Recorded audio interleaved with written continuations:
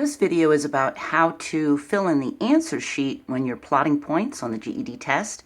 If you want to know about how to actually plot ordered pairs, that was 22A, and there's a link in this description so you can watch that.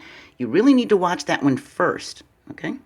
Some of the questions on the GED math test will ask you to enter points on a coordinate grid. And it's set up just like a regular coordinate grid, except there'll be bubbles that need to be filled in for the answers.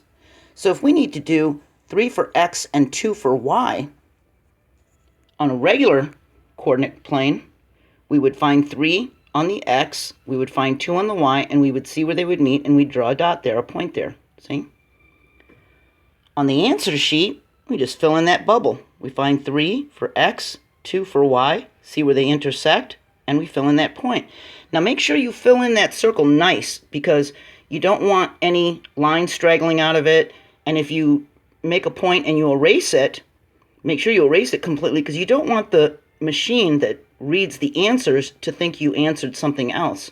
So do it as neatly as possible, and you should do that with all the answers, right?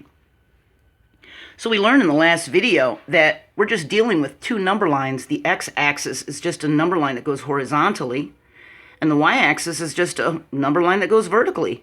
And at the point for x to be 0 and y to be 0, that's where they intersect.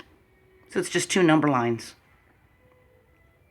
Each empty circle represents the possible point of an ordered pair. If a point lies directly on an axis, we fill in that circle on the axis. If we have 4 for x and 0 for y, that's shown with the blue dot here. So we find 4 on the x-axis, the positive 4, it's right here. And if you look at this y number line, this y-axis, here's 1, here's 0, here's -1. So there's 0 for y. And where do they meet? They're going to meet right here on the 4. See? So it's actually on the axis. And if we have 0 for x and 4 for y, that's shown with the pink dot. So we find 0 on x, it's right here, and 4 for y, that would be right there. See? Just remember that both axes meet at 0, 0, the origin. And with an E, that's plural for axes. If it's just one, it's axis with an I. Show the location of the point whose coordinates are 5 for x and -4 for y.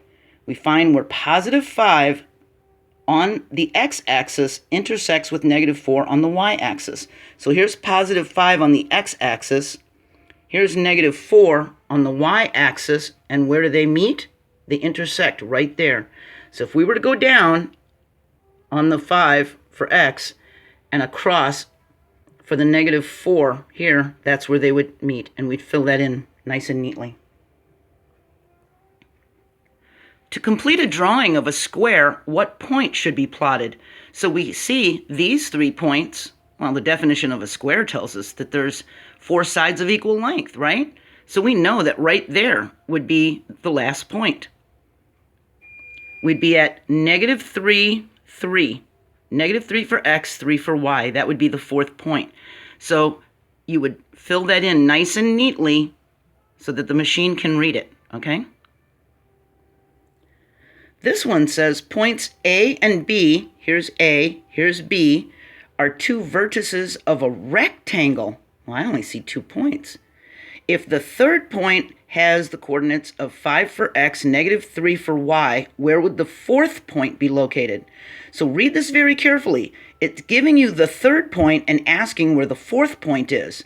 And then you would mark your answer on the grid answer sheet. So are you plotting this point? No, you're not. You're plotting the 4th point. You're imagining where that one would be to be able to plot the 4th point. So be very careful how these are worded. So we would look for 5 for x and -3 for y. 5 for x is right here. -3 for y is right here. So where would be the 4th point? It would be right here at 5 for x and 1 for y. See? Be very careful how this is worded. There might be questions like this on the test. It's giving you the third point to be able to find the 4th point. Do not plot this one, okay? Because you'll get it marked wrong. They only want one answer, all right? On the coordinate plane, 3 points are drawn to mark the corners of a rectangle. Graph the location of the 4th corner needed to complete the figure. Well, the definition of a rectangle tells us there's 4 right-angled corners, and it's a parallelogram, isn't it? This line is parallel to this one, and this one is parallel to this one, so we know that that dark circle right there would be the 4th point. We'd be at -5 for x, -1 for y. See that? That's the one we would fill in. -5 for x, -1 for y. That would be our ordered pair. All right? So now you should be ready to do the skill focus on page 253. And our very next video is going to be graphing equations. So make sure you really understand how to plot these. In the previous video, we actually drew lines and line segments between the points. So if you didn't see it, you should go back and watch it. And remember, when you get a chance to watch as many of these algebra word problems in the algebra word problem playlist, because there's so many word problems on this test, this will make you familiar with them. And then there'll be that link in this description to the previous video, okay? I think you should be okay. This was a pretty easy skill focus, and just follow the directions, do what it says, and you should be okay, all right? So we're going to actually discuss how this ordered pair are the x and y values in a function table that can answer an equation. All right? I'll see you next time. Bye.